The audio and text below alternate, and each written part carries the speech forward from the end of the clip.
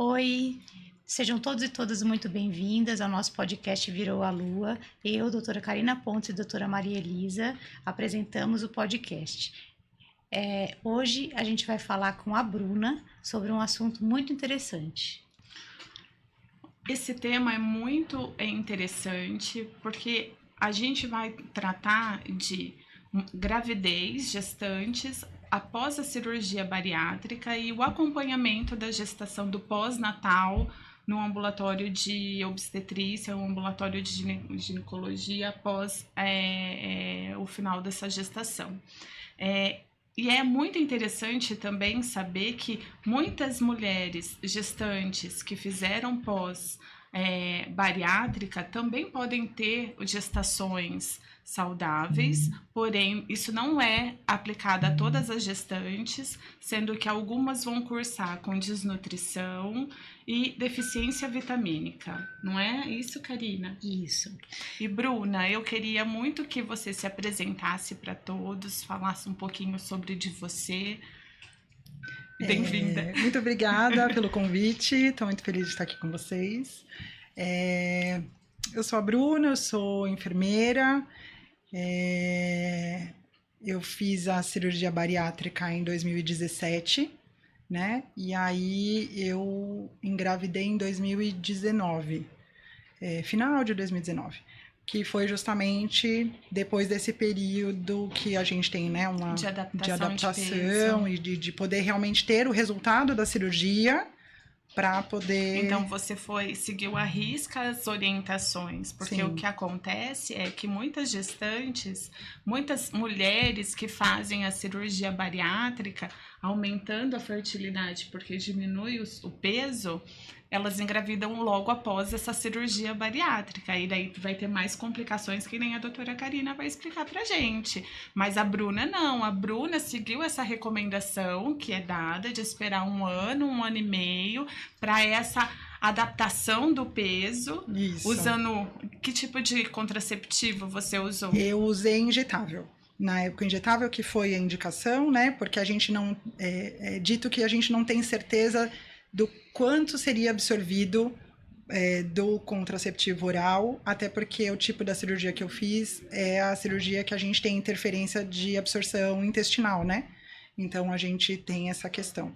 Então, eu fiz o uso do contraceptivo injetável por, na verdade, 1 ano, praticamente. Depois disso, foi um período de adaptação, até quase de um desmame. Por conta do injetável, a gente sabe que ele tem uma diferença aí também, né, no organismo. E aí, por conta desse desmame, depois disso, que aí eu fui começando a tentar engravidar depois disso, né, mas esperando esse período aí. Então, mas esse início foi no injetável mesmo. Ah, legal. Então, como vocês puderam perceber hoje, o nosso tema é obesidade e a gestação, tanto na obesidade quanto a cirurgia pós-bariátrica.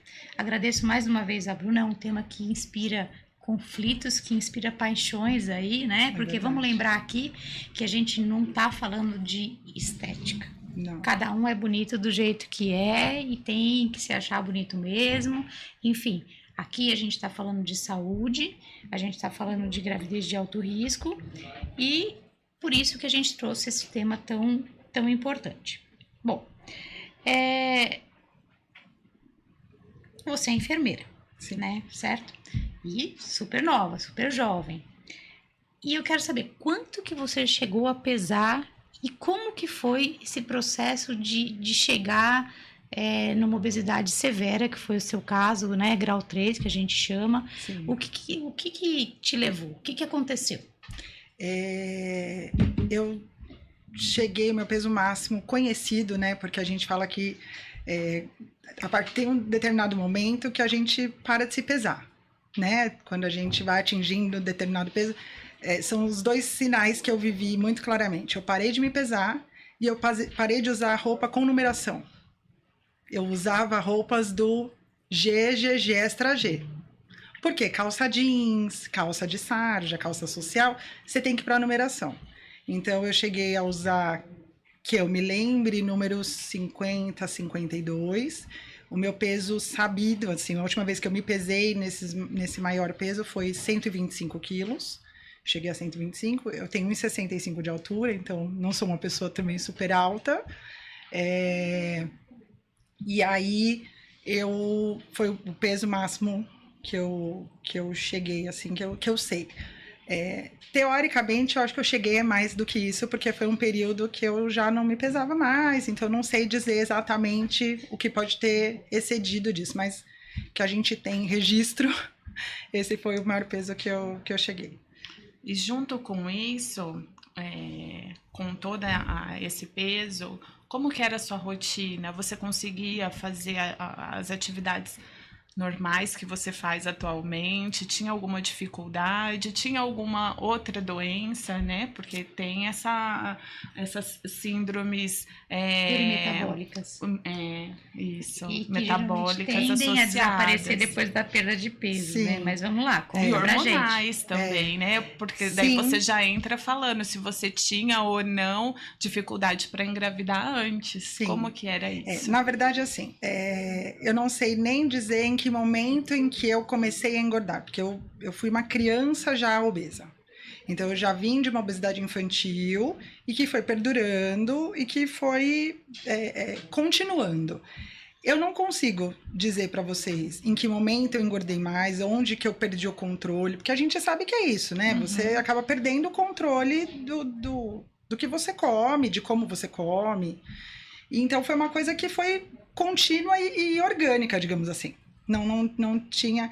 E é muito engraçado que hoje, minha família, a gente vendo fotos, nem eu e nem a minha própria família que convivia comigo diariamente reconhece que convivia comigo naquele peso. Porque a gente não tem essa percepção. Percepção, não enxergava você tem né? realmente... não só eu tinha como se fosse uma distorção da imagem, como quem convivia comigo. Porque justamente eu não tinha nenhuma limitação muito específica.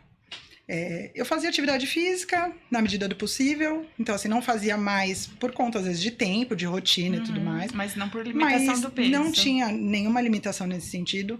Em época até de colégio e tudo mais, cheguei a jogar no time da escola. Então, assim, eu era ativa. Então, Com a minha irmã, a gente descobriu depois de muitos anos que o mundo é um feudo, gente. É um feudo. É verdade, a gente jogou no mesmo time de handball. E aí a gente... Então, assim, eu não tinha e eu não tive nenhuma comorbidade associada à obesidade. Mas a gente sabe que isso também pode ter sido porque eu tive essa decisão de fazer a bariátrica, mas jovem ainda, né? Muito nova. Então eu tava aí com 20... você fez 27. Uhum. Tava com 27, 28 anos quando eu fiz, né? Então, eu não cheguei a desenvolver nenhuma síndrome metabólica, então assim, não chegou a ter um pré-diabetes, né, ou até a diabetes e tudo mais, não chegou a ter. Colesterol, nada. Não tinha nada que tivesse alterado, porque era aquilo, eu tinha uma alimentação ok, mas em quantidades muito abusivas. Mas eu não tinha essa coisa de muita gordura saturada, assim, uma coisa muito específica.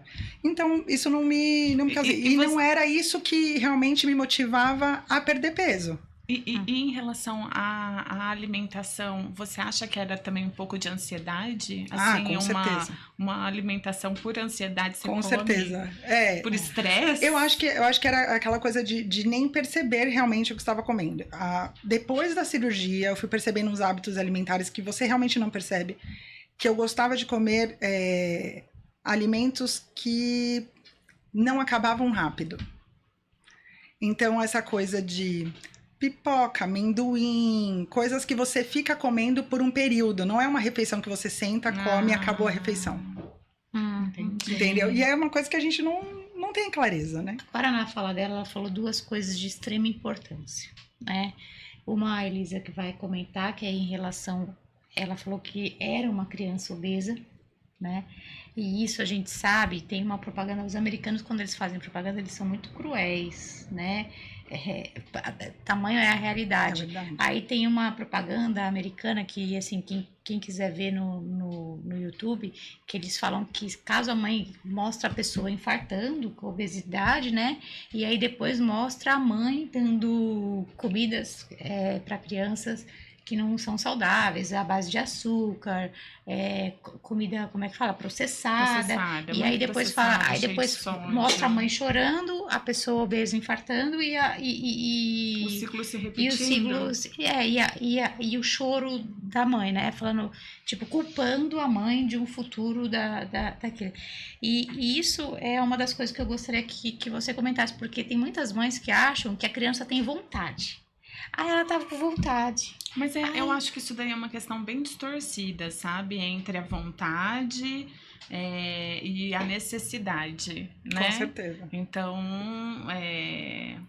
criança vai chorar porque quer. Às vezes ele nem precisa daquilo, ele nem tem, mas tem aquela apego, né? A comida, a doce principalmente. Eu acho que os pais têm que ter isso daí em mente, de ter uma alimentação balanceada desde o começo para as crianças. E eu acho que faz parte do pai e da mãe aprender a falar não para criança. Sim, com certeza. É uma importância assim. Mas, Karina, vamos combinar que o que entra dentro de casa, quem compra são os pais? Sim, então.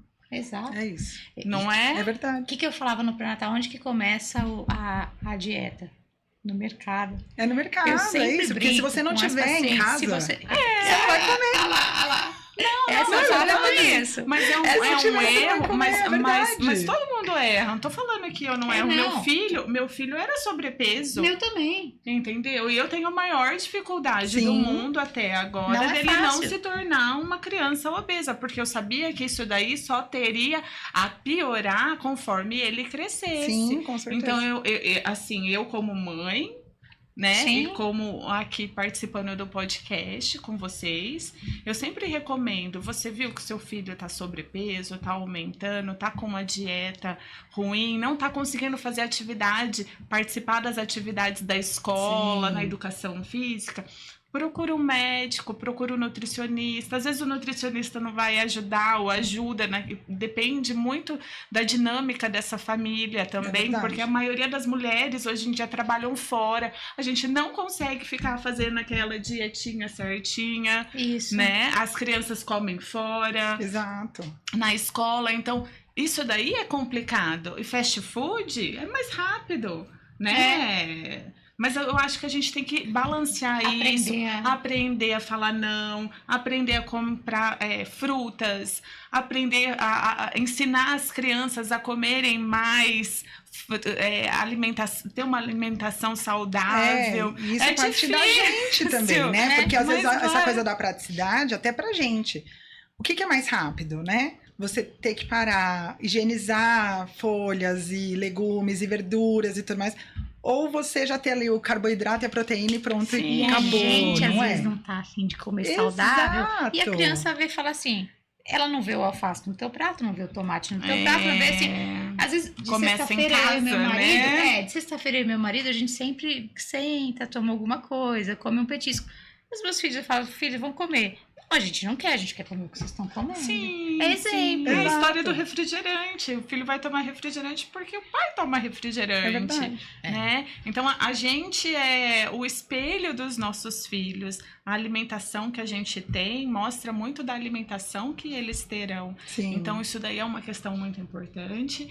Outra coisa é que se a criança começar a cursar com sobrepeso, tem que levar para o endocrinologista. Hoje tem tantas medicações que você antigamente não tinha. Sim. Tá? Mas hoje tem várias medicações que você pode introduzir com 12 anos, tá? Para ajudar essa questão do sobrepeso, principalmente se a criança já estiver cursando com síndrome metabólica. Sim.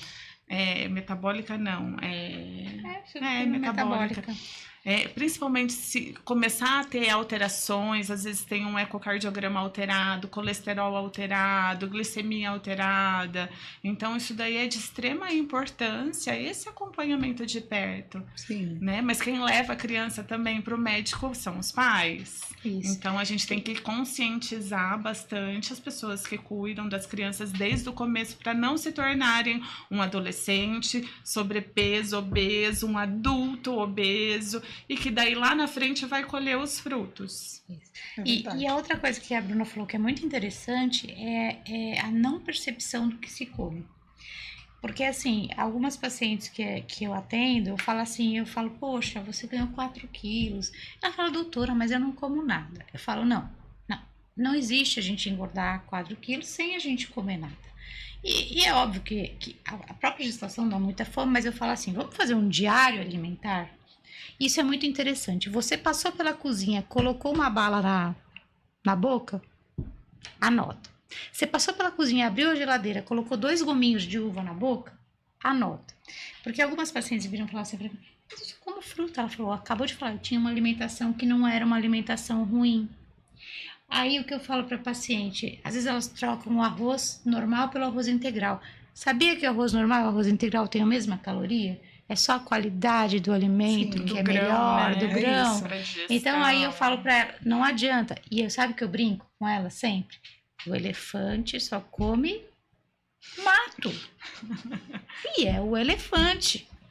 É isso. Então não adianta você trocar sua alimentação só por coisas saudáveis e a quantidade não melhorar, né? Exato. Então aí eu falo, a gente tem que melhorar a qualidade. Não adianta fingir que a quantidade não... Sim. Né? Não importa. E é muito difícil no começo. É muito difícil. Ninguém tá falando que é fácil. É verdade.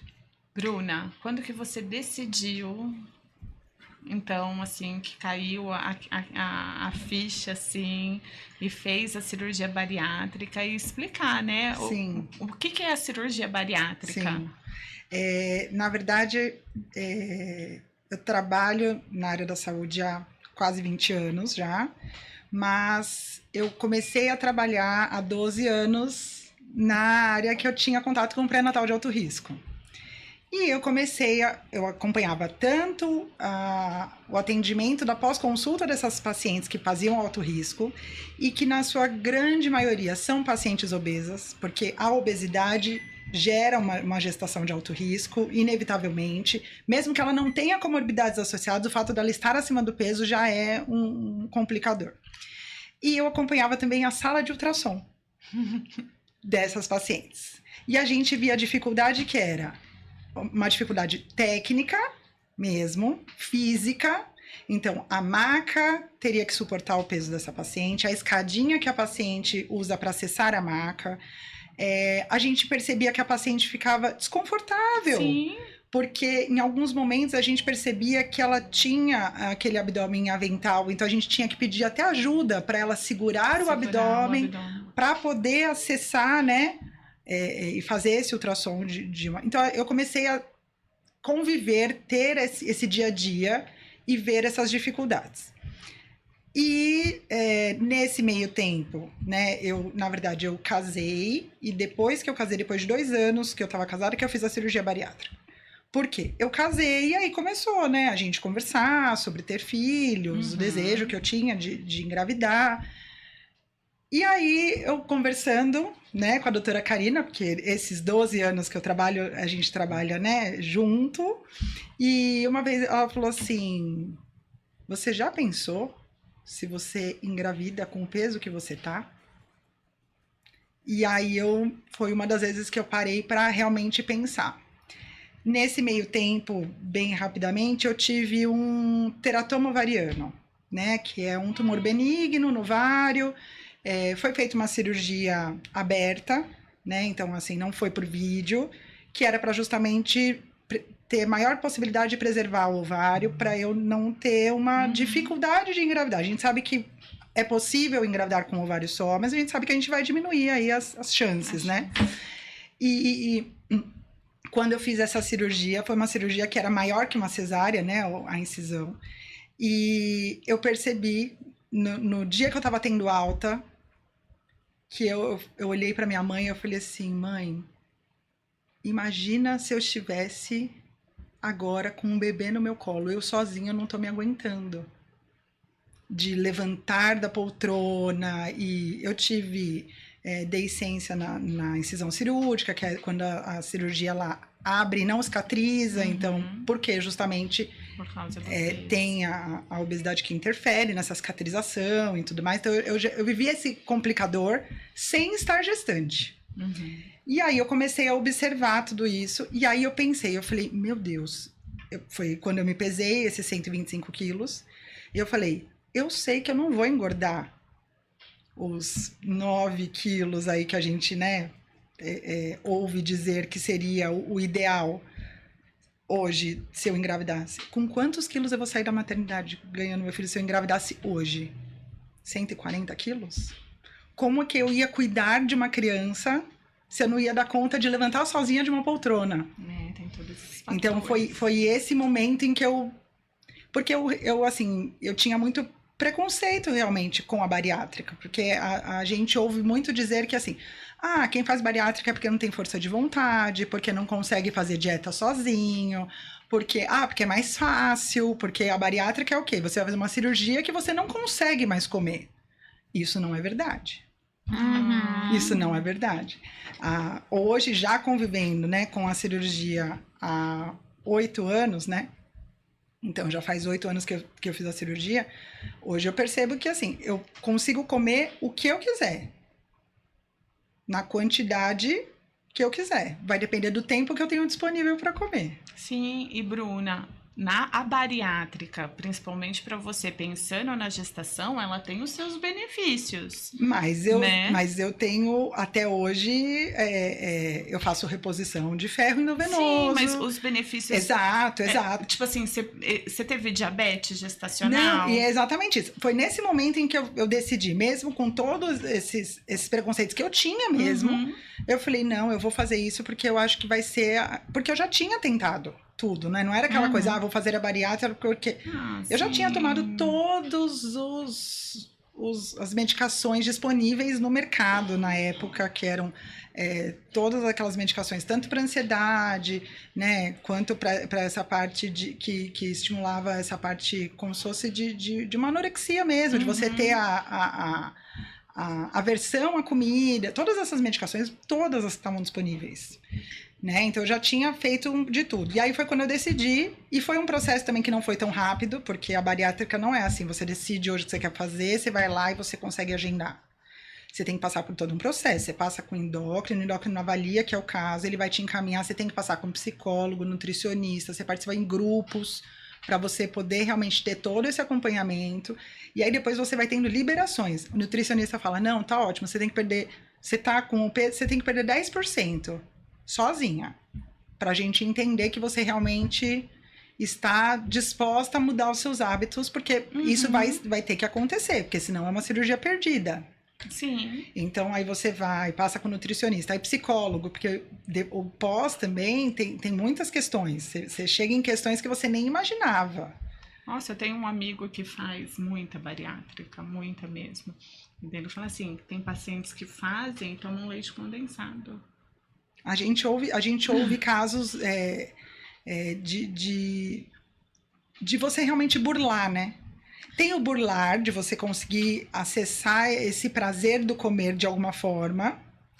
E tem também as substituições, né? A gente sabe que tem estudos que indicam que mais de 40% dos pacientes que fazem cirurgia bariátrica desenvolvem o alcoolismo. Nossa. Porque a bebida é muito mais fácil. De ingerir. E aí, só que quem faz a cirurgia bariátrica, essa parte da absorção, ela acaba sendo mais rápida. E então, assim, essa coisa do beber, sentir o efeito da bebida alcoólica e já passar esse efeito muito rapidamente por conta dessa absorção, faz com que a pessoa queira continuar bebendo por mais tempo, porque ela se acostuma com essa sensação que ela tá tendo com a bebida. De prazer. Inicial, né? O prazer inicial que ela vai substituir o prazer que ela tinha com a comida. Sim. E que ela não vai conseguir na mesma quantidade que ela Porque consegue com a bebida. o estômago não aguenta Olha só. mais. Isso são estudos mesmo, porque eu fui estudar muito sobre isso de curiosa mesmo, para poder Ah, entender sério? todos os riscos que eu tinha, Sim. tudo que podia acontecer. Ainda mais você sendo da área. E aí a gente vai descobrindo bastante coisa. Então, eu decidi nesse momento, quando eu decidi, né, que a gravidez era uma vontade e que era um sonho que eu queria fazer, foi quando eu e meu marido, a gente conversou e eu decidi que eu ia fazer bariátrica. Então, aí foi um processo de 1 ano e 2 meses, mais ou menos, até conseguir toda a liberação, que aí foi quando eu fiz a cirurgia. E aí, depois da cirurgia, esperei o tempo que precisava. E realmente tem que te parabenizar exatamente por essa programação, né, Karina? Porque assim, que eu tava falando, tem os benefícios de você fazer isso quando Sim. você tá muito acima do peso, fazer a bariátrica pensando na gestação. Vai diminuir o risco de diabetes mellitus, vai diminuir hipertensão, né? Daí, em relação à pré-eclâmpsia, feto grande. E, Bruna, deixa eu fazer só a última pergunta antes da gente chegar no Joaquim, né? Como que era a tua autoestima antes da bariátrica? Olha, eu vou ser muito sincera. Eu não sei se foram mecanismos que eu fui desenvolvendo. Para mim, o meu maior problema era comprar roupa. Uhum. O comprar roupa era uma coisa que realmente me incomodava muito. Uhum. Mas o dia a dia, o conviver com as pessoas e tudo mais, na adolescência, assim, né, aquela coisa de infância para adolescência, eu sofri bullying na escola e tudo mais. E eu achei um mecanismo aí de conseguir passar por isso, porque eu comecei a conversar mais com as pessoas. Eu acho que eu fui me desenvolvendo mesmo de ter essa coisa de conversando e fazendo amizades. Então eu acabava não buscando ser valorizada pela parte realmente. Sim, como tem que ser. Física. Você conseguiu lidar muito bem com então isso. eu fui para essa ainda bem. parte. Mas eu tinha essa dificuldade principalmente essa coisa da relação com o espelho. Então eu não tinha essa coisa de autoestima com as outras pessoas, não era uma coisa que eu ficava muito presa a isso. Então eu não deixava de fazer nada. Eu saía, eu estudava, eu não era aquela coisa, eu nunca, nesse período, eu nunca tive um momento assim de uma depressão ou de alguma coisa que eu não tinha vontade de sair de casa ou que eu queria me esconder por conta disso. Eu não lembro de ter esse tipo de comportamento. Mas eu lembro que essa coisa do comprar roupa foi muito difícil. Essa fase de adolescência foi uma fase muito complicada, porque hoje em dia eu acho que existe também uma variedade muito maior de a gente muitas tem as coisas. modelos plus size, entendeu? Hoje, Naquela né? época não tinha, Não, né? Tinha um era aquela história de roupa de gente mais velha. Então eram aquelas roupas, aquelas blusas mais de linho, de linha até, né, que a gente fala. Porque tinham tamanhos maiores, porque normalmente quem vestia tamanhos maiores eram mulheres mais velhas. A gente Ou não tinha os podia usar jovens. top, né? Às vezes tentava isso. esconder o corpo. Exato. De Então, forma. assim, eu não usava regata. Mas para mim não era eu não enxergava como uma limitação, porque assim, eu não deixava de fazer nada, eu simplesmente Entendi. não comprava a regata. Mas hoje, se pensando, adaptou. isso, eu fui buscando mecanismos de me adaptar. É isso. Né? Mais fácil não é. Quantos quilos você perdeu e o que mudou na tua vida depois da bariátrica? Porque Olha, você falou que teve várias questões. o menor peso que eu cheguei, eu eliminei 49 quilos. Muito peso.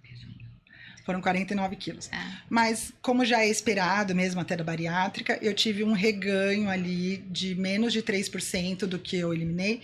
Então, aí eu cheguei nos 45, 46 quilos eliminados no total. Que é o peso que eu engravidei, né? Que foi a partir desse peso que eu engravidei. Foi o peso que eu consegui retomar depois da gravidez e é o peso que eu mantenho. Então, assim, tenho, né, quando eu passo, né, com o endócrino e tal, ele falou assim, mas podia perder um pouquinho mais, né, a gente podia chegar um pouquinho... Então, assim, hoje eu sou considerada ainda um sobrepeso inicial, né, eu não sou considerada um MC dentro do normal ainda, mas é aquilo, dentro de onde eu saí para onde eu cheguei, hoje para mim... Você é uma vitoriosa. É o que eu consigo manter sem muito sofrimento. Então, assim, se eu precisar por algum motivo, tal, o médico fala, não, vai ter que emagrecer porque isso está prejudicando em alguma coisa. A gente vai tentar e tudo mais, mas é difícil. Mas a força de vontade para fazer toda essa caminhada até aqui... porque a bariátrica tem esses estigmas mesmo, né? De você achar que é só fazer. Sim, e você teve acompanhamento psiquiátrico ou psicólogo? Sim. Para fazer essa mudança? Porque a força de vontade... Sim. Ela o início foi muito difícil. Junto, o início né? foi muito difícil, assim. Foram praticamente 60 dias de uma dieta super restrita no pós-operatório. Então, assim, os primeiros 30 dias foi dieta líquida. Então, você não fica isolada do mundo, né? Você tá ali convivendo com todo mundo. Eu falo que, eu lembro exatamente que acho que a pior parte foi sentir o cheiro do feijão sendo temperado e não poder nem comer aquele feijão, porque a primeira semana tinha que ser sem tempero. Não podia, era só o alimento fervido por conta de fibras e tudo mais, porque tava tudo muito recente, né? Sim. Então, e aí então eu fiz o acompanhamento. Hoje eu não faço mais esse acompanhamento tão regrado. Não que não seja necessário, mas hoje eu não faço. Hoje eu continuo acompanhando com a endócrino. Com a endócrino eu continuei. E daí, você fez toda essa trajetória e esperou a adaptação para engravidar. Lembrando que tem gestantes que engravidam mais rápido, né? Não tem não cumprem esse tempo de adequação do peso e acabam engravidando, e tudo bem, a gravidez vai ser seguida, só que ela vai ser seguida de uma maneira mais multidisciplinar, né, Karina? Sim. Com psiquiatra, com psicólogo, com nutricionista, com endocrinologista, com a obstetra. Então tem esse acompanhamento, e isso daí é legal porque no SUS, geralmente, para essas gestantes, tem todo esse acompanhamento Sim. Né? E quando a paciente é obesa na rede privada, ela tem que ir buscando cada especialista. Então, isso daí é um ponto positivo para o nosso sistema de saúde, né? Tanto a minha cirurgia bariátrica quanto o meu pré-natal, que foi do alto risco, foi feito no SUS. E tendo convênio. Eu tinha convênio. A bariátrica eu não fiz no convênio por uma dificuldade burocrática mesmo. Eu tentei pelo convênio e era uma época que era muito mais barrado e muito mais restrito você ter acesso a essa cirurgia. E nem faz tanto tempo assim, né? Mas tinha-se realmente isso. E hoje a gente sabe que é um pouco... porque entenderam os benefícios realmente, né? Então acho que é um pouco mais tranquilo. E aí eu fui pelo SUS mesmo, e todo aquele processo. Passa com a endócrino avalia, encaminha para o hospital especializado, e aí a gente vai seguindo toda a rotina. Mas esse acompanhamento multi é muito importante. Mas voltando um pouquinho, você teve esse tempo de adequação e depois você foi já de fato tentar engravidar. Você teve problemas para engravidar ou você engravidou rápido? Porque tem essa questão da gestante obesa ter dificuldade para engravidar por causa do peso, de síndrome do ovário policístico que acompanha aí toda a gente converte testosterona, né, na gordura, e aí faz com que sejam ciclos anovulatórios, ciclos irregulares, e acabam tendo a dificuldade de engravidar. E você notou isso, que depois da sua bariátrica, depois desse tempo, você começou a ter ciclos menstruais mais regulares? Sim, isso foi uma coisa já bem perceptível, a parte dos ciclos. Eu não tentei engravidar antes, então, enquanto eu estava obesa, eu não tentei, porque realmente, para mim, a gravidez era uma coisa que tinha que ser muito planejada, é uma coisa que eu tinha isso muito claro para mim. Eu não queria ser pega de surpresa. Era uma surpresa que eu não queria ter, eu queria realmente planejar, né? E aí, depois que eu fui liberada, que podia realmente, né, engravidar, eu tentei por 4 meses, então foram 4 ciclos. No 4º ciclo, eu engravidei. Foi a minha primeira gravidez, que acabou evoluindo por um aborto espontâneo, e que a gente sabe que é comum, né, até por conta de ser a primeira gestação, a gente sabe que tem aí, né, uma chance de 25%, normalmente, de acontecer, mas o comum não é o normal, né, porque a gente sofre, é muito sofrido, muito doloroso, e vem justamente aquela frustração, né, de, poxa vida, eu fiz tudo, eu fiz todo esse processo para conseguir chegar nesse positivo, e aí, né, mas aí eu também, foi um processo que eu tive o aborto espontâneo, não precisei de curetagem, nem nada, e esperei os 3 meses aí que teria que esperar para poder continuar tentando. Então, eu esperei 3 meses, usando o contraceptivo, método contraceptivo, na verdade, de barreira, então usando só preservativo mesmo. E no 3º mês, quando já sabia que já estava liberado, foram mais 3 ciclos para o meu segundo positivo. Foi rápido. Foi rápido. E lembrando que após a bariátrica, com essa diminuição do peso, né, Karina? A ovulação volta. As gestantes ficam... As gestantes que eram obesas e estão nessa queda, aumenta a fertilidade por esse monte de fatores que a gente falou aqui. É engraçado, aumenta a fertilidade, mas quando a gente tem um peso maior, como eu disse, a gente converte o estrogênio e testosterona na gordura. Então, assim, a paciente que tem um peso maior, ela tem mais desejo sexual. E quando perde peso, e quando perde peso, que converte testosterona, né? E aí, quando perde peso, começa a perder um pouquinho o apetite sexual. E aí, agora vem a pergunta que eu ia te fazer. E o teu marido? Como que foi o processo? Aumentou a todo? sexualidade. Pro teu marido, eu acho que diminuiu. Diminuiu? Da minha parte, eu cheguei, inclusive, a procurar acompanhamento psiquiátrico e tudo mais, porque eu queria entender, porque por mais que a gente saiba que tem essa parte hormonal muito ligada, não é uma coisa que você vai conseguir repor.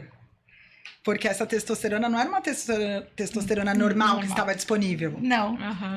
Então, você não tem como fazer uma reposição disso. Então, da parte ginecológica, não tinha o que ser, que poderia ser feito. Pelo contrário, né? Durante o uso de contraceptivo, a gente sabe que existe, inclusive, a queda da libido já por conta dos hormônios. E com a bariátrica, naturalmente, realmente deu uma diferença e que eu tive que buscar ajuda, entender como é que tinha que fazer. Mas o que a gente percebe é que nesse primeiro ano da cirurgia, é porque essa queda é muito brusca realmente do peso, e aí os hormônios demoram para se autorregular mesmo. E aí depois a gente vai encontrando a normalidade, mas é difícil, foi um desafio no casamento. E para ele, como é que foi? E a Bruna magra e a Bruna obesa? Então, é engraçado por conta disso. Ele não conseguia nem dizer sobre isso, porque isso nunca foi uma questão pra gente. Muito legal. Isso nunca foi uma questão. O fato de eu ser obesa nunca foi uma questão no meu relacionamento. Então, assim, eu nunca busquei emagrecer por conta da aceitação do meu marido, ou pra agradar, ou... Nunca teve esse problema. Pelo contrário, assim... ele sempre me elogiou, porque era justamente, não era baseado nisso, né? E eu tive dificuldade em receber elogios quando eu comecei a perder peso. Porque na minha cabeça era assim, então quer dizer que eu não era? Só agora que eu estou emagrecendo? E assim, se eu falando aqui pra vocês, eu consigo ter clareza que não era nada disso. As pessoas estavam querendo, inclusive, me incentivar. E falar assim, nossa, olha como tá dando certo, como você tá tendo resultado, né? Mas, pra mim, isso soou de uma forma, e aí foi quando eu fui também. Foi na parte de eu procurar, na terapia, e dizer isso e tudo mais, pra poder entender, mas foi um momento mesmo da regulação hormonal, você fica num momento realmente mais fragilizado. o fato de você mudar completamente a sua dieta, que você não pode mais comer o que você tem vontade, você tem que comer. O início realmente é bem restritivo. Você tem que comer o que cabe. Porque realmente você sente desconforto. Você pode ter os dumpings também que a gente tem, que é quando você realmente passa mal por alguns alimentos e tudo mais. Então, mas com ele a questão nunca foi realmente em relação à obesidade. Então, eu não tive essa diferença com ele, tipo assim, não, depois que eu emagreci, ele me elogia mais, ou depois... Não teve essa questão, porque não teve essa diferença mesmo. Muito legal. Então, a gente já tinha isso, já era uma coisa que pra gente já era muito bem resolvida. É o que fica, aquilo que a gente vê é o que o casamento é, um casamento que realmente é que você casou pela pessoa, né? Isso. Porque assim, quando você casa com a top model para mostrar ela, ou com o bombadinho que, né? E nada contra, muito pelo contrário, eu adoraria ser top model, tá? Não é nada disso, mas assim, quando você casa só pela superficialidade, aquele relacionamento acaba. Aí a gente fala assim, nossa, mas olha que aquela embalagem, né? Você casou com a embalagem. Aquilo acaba, né? E é isso, o meu marido, quando eu tô mais gordinho, mais magrinho, ele não tá nem aí. A gente se preocupa muito mais do que eles. É muito mais. Né? Hoje eu fui vestir a calça que eu tô aqui, eu falei, soltei um palavrão, eu falei, não vai caber, eu tô enorme. Porque eu entrei engordei 8 quilos, tive um processo aí de depressão, mas tudo bem, tá tudo resolvido, descontrolei um pouco. Aí ele ficou olhando pra minha cara, tipo assim, eu lá xingando. E ele, nossa, tá, né? Tá. Até porque é isso, eles não percebem na mesma velocidade que a gente, né? A gente percebe exatamente. Você vai vestir uma roupa, você já vê diferente. E eles não percebem. Então, isso realmente não foi uma questão. Daí é engraçado como é o contrário, né? O meu marido era obeso quando era criança. E para ele, esse negócio do peso, do bullying, é muito importante. Então, ele sempre pega no pé de todo mundo em casa, porque eu acho que ele não quer que, principalmente os filhos, passem o que ele passou. Sabe? De ficar falando um monte de criança fala, faz comparação. Né? Gente, é um assunto que inspira tanto. Vamos chegar no Joaquim de gestação. Vamos chegar na gestação, porque assim, ó, Bruna. a gente tem que convidar a Bruna mais umas 5 vezes, que é muita coisa aqui, mas né? o que eu queria falar pro pessoal é assim, os riscos de ter uma gestação num pós-bariátrico, né? Então, quais são? Desnutrição, que pode prejudicar o crescimento do feto, daí baixo peso ao nascer, um parto prematuro e a pré-eclâmpsia. E daí eu queria perguntar, e daí você responde, como que você vai acompanhar essa gestante no seu ambulatório em termos de reposição? O que você tem que prestar atenção para essa gestante não ter essas complicações que são riscos da bariátrica? Bom, primeiro, a Bruna, ela já fazia suplementação, a gestante já chega, na maioria das vezes, pra gente, já indicado pelo médico, fazendo uma suplementação vitamínica. Ela mesma falou que ela usava o Noripurum EV, é uma das indicações que a gente tem quando o sulfato, porque a cirurgia que ela fez causa uma má absorção, um déficit de absorção. E isso é a má absorção. Além da gordura, que é o que a gente quer que não absorva, deixa de absorver ferro, vitaminas, cálcio, uma série de coisas. Isso gera uma anemia crônica, né, que na paciente, um déficit de vitamina D, um déficit de vitamina B12, cálcio. Então, tudo isso a gente tem que repor na gestação, né? E a gente acaba aumentando na gestação um pouquinho o ferro. Ela vem já com um polivitamínico, que tem vários polivitamínicos específicos para pós-bariátrica, que a gente mantém na pós-gestação, e a gente aumenta a ingestão do ferro e adiciona o cálcio. E para evitar a pré-eclâmpsia, a gente acaba usando o AS quando a gente não tem acesso ao rastreamento do primeiro trimestre, para estar estimando se essa paciente é um alto risco, um baixo risco, a gente entra empiricamente com AS. E então, assim, a gente pode mandar formular quando o paciente não tem acesso a essas vitaminas, às vezes custam. Hoje eu fui olhar o preço para falar para vocês, custa em torno de 115, 120 reais o mês a vitamina. Né? O sulfato ferroso, o cálcio e o ácido fólico são disponíveis na rede de saúde, mas geralmente os polivitamínicos específicos para a bariátrica, não. E eles são caros, não é todo mundo que tem esse dinheiro. Então a gente acaba, às vezes, fazendo uma formulazinha e mandando manipular. Bom, ela fez tudo isso, mas eu quero saber, e aí, como foi a sua gestação?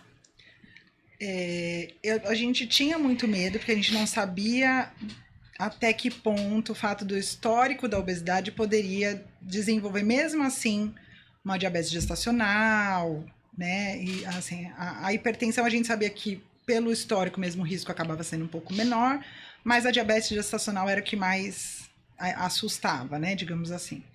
E a gente começou a fazer os exames iniciais, já não tinha indicação de fazer a curva glicêmica por conta da cirurgia bariátrica, então era mais uma questão que a gente não tinha como descartar essa diabetes pelo método mais tradicional, digamos assim, né? Padrão ouro, vamos considerar, né? Que a gente colocaria. E aí eu acabei, acho que o primeiro e o segundo trimestre aí eu fui fazendo o controle de glicemia diário, né? Em casa, fui fazendo para poder ir acompanhando, porque eu lembro que teve uma alteração, eu acho, da parte da dosagem de insulina, se eu não me engano, que a gente teve uma alteraçãozinha. Então, poderia ser uma resistência insulínica, e aí a gente poderia correr esse risco. E aquela história, né? Quando a gente... Aí, realmente veio o positivo, né? Em dezembro de 2019. E quando a gente soube, não tem jeito. É que a gente fica... porque grávida... Quando falavam isso, eu achava que era bem aquela coisa, não, porque sente vontade mesmo, porque todo mundo sempre fala do comer por dois. Isso para mim eu já sabia que não era assim, mas eu realmente, eu lembro da fome mesmo, e era uma fome de arroz e feijão, era uma fome, não era uma fome de ficar comendo besteira mesmo, não.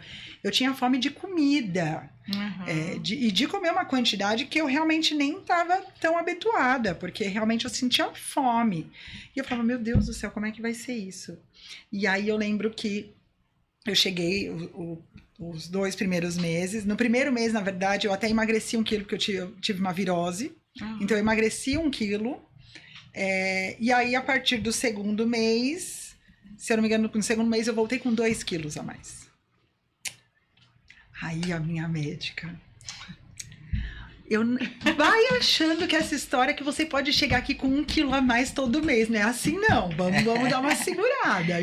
Meu Deus do céu, como é que eu vou dar uma segurada? E aí veio o agravante que ninguém esperava. A pandemia. Porque eu engravidei em dezembro, e quando foi em março, veio a pandemia. Então eu tava aí, né, com 12 semanas mais ou menos, quando a pandemia realmente parou tudo. E daí você já foi afastada. E eu fui afastada, fiquei em casa. Então agora imagina, eu em casa, sem poder fazer nenhum tipo de atividade, porque eu não podia colocar a cara na rua, porque era isso. Não tinha vacina, vamos lembrar. Não tinha vacina, gente. Então assim, eu não podia ir na padaria. Ela não podia trabalhar porque ela era da área da saúde, então enfermeira. Eu estava restrita em casa. Eu não podia trabalhar, principalmente pelo medo que a gente tinha do desconhecido. A gente não conhecia o vírus, não tinha vacina. E eu estava afastada mesmo, porque teve um decreto que afastou todas as gestantes e quem tinha comorbidades. Então eu não podia nem me arriscar a fazer exercício, pegar e a gente não sabia do que se tratava, então, né? assim, então eu estava dentro de casa, faminta, extremamente ansiosa, isolada, e na televisão você só ouvia falar o quê? Os boletins diários da Covid. Não se sabia como é que era essa reação com as gestantes, não tinha como saber. E com fome, eu falava, meu Deus do céu, como é que eu vou chegar lá? Eu vou chegar lá e vou estar pesando mais, com certeza. Eu lembro que eu realmente sonhei um dia que eu estava comendo salgadinho. salgadinho é uma chips. E ela chegava enquanto eu comia.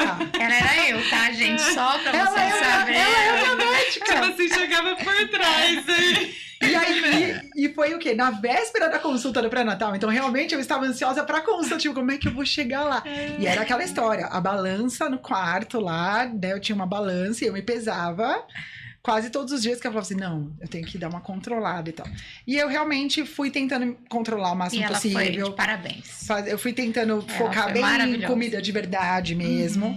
E aos finais de semana e tudo mais, aí eu me permitia Sim, uma coisa mas isso é mais... o que a gente combina, é o nosso combinado. Exato. Faz 6 dias na semana correto e um dia você Aí, né, a gente fica... libera. Mas né? aí, como você tá fazendo tão certinho na semana, que na hora de liberar, você libera até meio com Você dó. libera, Você fala assim, poxa, não vou jogar tudo tu esforço fora. fora, né? E antes que vocês me achem uma bruxa, eu preciso me defender. Ó, assim, ó, quando a gente engravida, todo mundo tem aquela história, eu posso engordar 12 quilos. Não é verdade, tá? Começa por aí. É isso. olha lá. Pode engordar. Pode engordar até 12 quilos quem não tem risco nenhum e quem é eutrófico, quem tem o MC lá dentro daquela base. Agora, quando a gente começa a ir para o pré-natal de alto risco, uma pessoa que é sobrepeso já vai diminuindo, sobrepeso já diminui para 9, quando eu vou para a obesidade era 1, 7, e aí vai, né? Sim. Até a hora que a gente fala, tem gestante que não é para ganhar nada. E as pessoas arregalam o olho para mim desse tamanho, você tá louca? Como assim? Todo mundo fala que eu tenho que comer por 2. É o que você falou, não tem que comer por 2. É isso. Né? Eu comi por 2. Você pode parar. Né? Eu comi por Pode 2 e parar. engordei 22 quilos. Meu Deus do céu. Coitada Não, da minha olha isso, obstetra. Olha, Não, Dei e eu- trabalho. Não, eu engordei os 9 bonitinho. certinho. Foi maravilhoso. Certinho, os 9 foram Gente, foi mas é um negócio, na né? A risca. gente tem fome. É. Sei lá, eu É. do interior, Isso- eu comia por 2 Mas isso mesmo. isso é uma coisa muito importante das pessoas saberem. A gente tem que entender por que a gente tem fome. Todos os hormônios estão falando pra gente. Como? E aí vem a história, eu não sei se eu já contei aqui o porquê que a gente come. É assim, a nossa mente não mudou ainda. Eu acho que você já sabe dessa história, da época das cavernas. Sim. Na época que a gente tinha que caçar, você consegue caçar com um barrigão desse tamanho? Não. Então, o que você faz? Come no começo. Come muito. Quando na época da caverna, que nem o bichinho faz lá na selva para caçar. Porque quando ele tiver desse tamanho, não vai ter agilidade para caçar. Então, ele vai acabar no final da gestação Usando a consumindo reserva, né? o que ele teve de reserva. Só que a nossa caça é na geladeira. Eu abro a porta, eu abro o armário. Eu não preciso caçar. Eu não gasto energia. É isso. Eu só vou caçar pelo período de acumular. Então, você não pode dar voz toda vez a essa fome. É terrível, só quem já sentiu a fome da gravidez sabe o que é uma fome colossal. Eu não... Né? Mas eu falo, gente, não dá. A gente tá aqui no alto risco, a gente tem que aprender com que a cabeça domine essa coisa. Por quê? Porque eu sou chata? Também, tudo bem. Mas é pro bem. Toda vez que eu falo é pro bem da mãe, para ter um pós-parto adequado Sim. e um parto sem traumatismo. Porque uma criança grande pode gerar, seja ele parto normal ou cesárea, sangramento, traumatismo no bebê, traumatismo na mãe, atonia uterina, é tanta coisa que pode vir de ruim associado, que assim, eu falo, olha, era muito mais rápido a minha consulta se eu não precisasse falar nada disso para eles. Nada disso, eu ia falar, tá bom, você ganhou, tá bom, vou dar fome mesmo, é isso, tchau, acabou. Eu ia para casa mais cedo. Agora, deixa eu falar um pouquinho, assim, rapidinho, né? Porque a gente já tá com o tempo quase estourado. Porque o papo tá muito bom, né? Diga-se de passagem, a gente não percebe. Mas assim, tem a dificuldade pra gente que faz ultrassom em fazer um eco fetal. Imagina, uma estrutura de 3 centímetros, né? Assim, ó, procurar dentro do abdômen, às vezes com avental, né? É difícil. Sim. Então, assim, quando a gente fala que realmente tá tendo dificuldade de avaliar as estruturas certinhas. E daí fica um exame com uma técnica com dificuldade limitada, a gente não acaba colocando isso no laudo, mas tem a questão da obesidade, com certeza, que dificulta tanto na minha avaliação do coração fetal Quanto como na morfológico. sua. É uma questão física. Quando eu digo física, é da física lá do, né, da física da escola. Porque o som, ele vai voltando, né? E toda vez eu falo para as pacientes, ele gasta até a hora que eu chego a determinada profundidade. E eu não consigo ver o bebê. E isso gera muito.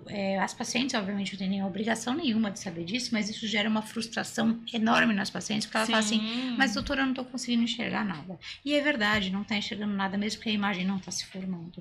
E a gente também não está enxergando nada. É, lógico, dependendo muito também da capacidade estrutural do aparelho mas a maioria... Melhora um pouco, mas... Sim, isso que eu ia falar. Independente, mesmo com um aparelho top das galáxias, também vai ter dificuldade. Sim, é isso. E aí veio o Joaquim. Veio o Joaquim. E como foi o parto do Joaquim? Joaquim veio com 38 semanas e 6 dias, então eu tinha um retorno. Os meus retornos, acabou, né, por uma coincidência, eram sempre quando eu completava as semanas, né? Então era sempre nas semanas certinhas. Então, saí da consulta com a minha médica uma semana antes. Olha, tem um dedinho aí já de dilatação, então tá caminhando, mas com certeza semana que vem você tá aqui de volta comigo. Falei, então tá bom. E eram sempre as terças-feiras as consultas. Quando chegou no domingo, eu comecei a sentir dor e as contrações já um pouco mais ritmadas. Fui no domingo, na hora do almoço, pro pronto-socorro. Cheguei lá, não, tem 2 dedos de dilatação, mas tá tudo bem. Não é o caso de você ficar aqui. Quando que é seu retorno? Terça-feira. Não, você vai voltar no retorno com a sua médica. Falei, então tá bom. Fui lá, avaliei, porque é isso, né? Ainda mais no finzinho, a gente só quer saber se tá tudo bem. Fui, tudo bem. No domingo à noite, na madrugada, as contrações começaram a ritmar, de já começar a colocar no aplicativo mesmo, tudo muito certinho. E eu senti um início de perda de líquido. E aí, assim, a gente também, né, tem as orientações durante toda a gestação, não era nada para sair correndo pro hospital, então assim, eu comecei a sentir isso por volta da meia-noite, mas quando foi 3:30 da manhã, já era uma dor que já estava beirando um insuportável, assim, eu já estava sentindo muita dor, porque realmente a bolsa tinha rompido. Então, a gente sabe que já fica mais dolorido, né? E aí, fui para o hospital novamente. Quando eu fui para o hospital, eu estava com 3 dedos de dilatação, então também não era uma dilatação que estava super evoluída, mas como já tinha identificado que a bolsa tinha rompido, eles optaram por me internar e me perguntaram, qual que é o seu desejo? Você deseja de que forma que seja o seu parto? Eu desejo que seja normal, mas eu quero que seja o melhor para nós, mas assim, do meu desejo, eu preferiria que fosse normal. Então tá bom, então vamos lá, vamos tentar. Fui para a sala de parto, isso foi... Então, o trabalho de parto começou aí por volta da meia-noite, né, que eu identifiquei mesmo. E aí fui para a sala de parto, isso era por volta de 6 da manhã, até ter a internação e tudo mais, e eu cheguei na sala de parto. E a evolução dessas contrações, as contrações foram ritmando e foram cada vez ficando mais curtas, mas a dilatação não evoluía na mesma velocidade. E aí veio a tal da história de que eu estava, já era por volta de 1 da tarde, eu estava com 7 dedos de dilatação, e começou uma médica com outra médica, que eram médicas do plantão, começaram a falar assim, mas eu já estou sentindo a bossa. Não, mas tá com bossa. E aí, na terceira vez que eu ouvi a palavra bossa, gente, desculpa, essa parte eu não estudei, eu não cheguei nessa... O que é bossa? O que tá acontecendo? É grave? Porque a gente já tá num momento ali extremamente fragilizado, né? Porque, assim, realmente é uma dor que, enquanto você tá sentindo aquela dor, você realmente sai de órbita mesmo, né? E ela fala, não, é que na verdade ele já está no canal, a gente já consegue sentir a cabecinha dele, ele já tá aqui embaixo, só que você não tem dilatação suficiente. A gente tá achando melhor a gente ir para cesárea, porque ele já tá aqui, já tá muito baixinho e tudo mais. E eu tinha feito um combinado com meu marido quando a gente chegou no hospital. Eu falei, olha, eu vou querer desistir do parto normal, você não me deixa desistir, porque eu sei que eu vou sentir muita dor e eu vou querer desistir. Não me deixa desistir. Aí ele falou, não, tá bom. E aí nesse momento eu olhei pra ele e falei, eu sei que a gente fez um combinado, mas na verdade não tem a ver com desistir, é porque eu acho que realmente da forma como elas estão explicando, é melhor a gente não correr nenhum risco, então vamos pra cesárea. Então às 2h fomos pra cesárea. E aí veio o Joaquim, então na verdade foi uma cesárea intraparto, né? Então eu fiquei 12 horas aí em trabalho de parto, mas ele acabou vindo cesárea e tá tudo bem. Isso não foi nenhuma questão também pra mim, foi tudo bem, porque eu só queria, né? O seu eu só bebê queria saudável. que ele E hoje o Joaquim tá né? com 4 anos e meio. Eu falei, tô velha já. Gente do céu, parece que foi ontem que essa história que a gente viveu junta foi verdade. ontem. E que ela me falava, eu sonhei com você. Eu falava, ai, não é a única que fala, né? Mas muito legal. Toda Olha, essa história, Bruna, queria só agradecer você por ter vindo aqui eu que compartilhar agradeço. sua história com a Babystar, com as pessoas que acompanham a gente no YouTube, no Instagram. Sigam a gente nas redes sociais. A gente queria falar muito mais, né? Sim. Meu Deus do céu, eu tô olhando, daqui a pouco a gente vai ser expulsa daqui, mas tudo bem. Ó, sigam a gente nas redes sociais, babystar.sg, e vocês podem assistir o podcast no YouTube e no Spotify. Bruna, muito obrigada. Obrigada foi a muito vocês. legal, poderia ficar mais 2 horas aqui falando. Muito obrigada você quer pelo falar convite. alguma coisa? Quero agradecer o convite e realmente dizer que para quem tem, né, realmente dúvida se vale a pena fazer a cirurgia bariátrica, porque realmente enfrenta uma vida que luta contra a obesidade, porque é realmente isso, né? E a gente foi, mais uma vez falando, a gente está falando de saúde mesmo, dos riscos todos que teriam de ter essa gravidez estando, né, obesa, que realmente procurem e se informem e peçam orientação médica para poder realmente ver se tem a indicação, porque tem tudo isso, mas que é um caminho e é um caminho que é muito válido, que vale a pena. Eu não me arrependo. Obrigada, viu? Imagina, obrigada a vocês. Beijo, viu? Beijo, tchau, gente. Tchau.